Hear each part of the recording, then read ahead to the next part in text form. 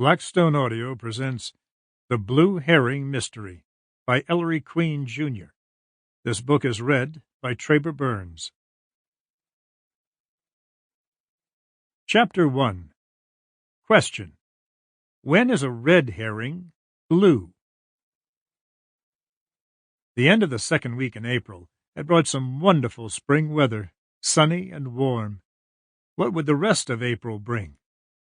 Djuna, turning over in bed in his big attic room in Miss Annie Ellery's little house in Edenborough, woke up that morning with a start.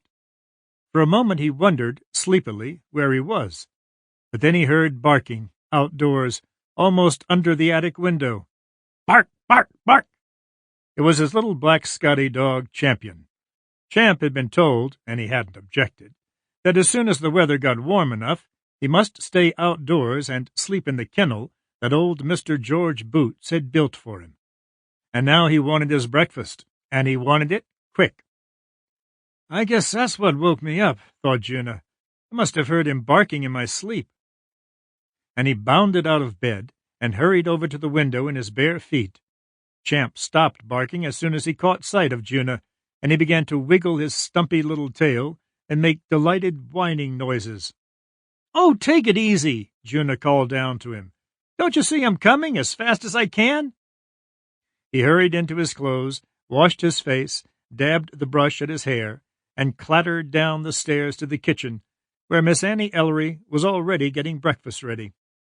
She was a little gray-haired old lady, but the heat of the kitchen stove had made her cheeks so rosy that she looked very young.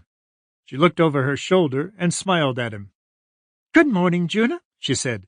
"Put your skis in the corner, and breakfast will be ready in a minute." "Skis?" said Djuna wonderingly. Then he grinned. "Oh, you mean the way I came downstairs? Yes, ma'am, I'll put 'em away. The snow is all gone anyway, and I guess I won't need 'em till next winter." He sniffed and said, "Gee, something smells awful good. What is it?" "Scrambled eggs," said Miss Annie, bending over the stove again with her back to him. "With kippers." "Kippers?" exclaimed Djuna. "What's kippers?" "Kippered herring," said Miss Annie, without taking her eyes from the frying pan. "What's kippered herring?" persisted Djuna. Miss Annie was too busy to answer. Djuna waited, but she didn't turn around. Another grin stole over Djuna's face.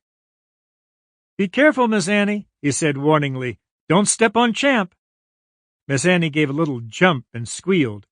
"Mercy on us!" she exclaimed, and turned around. Sample complete. Ready to continue?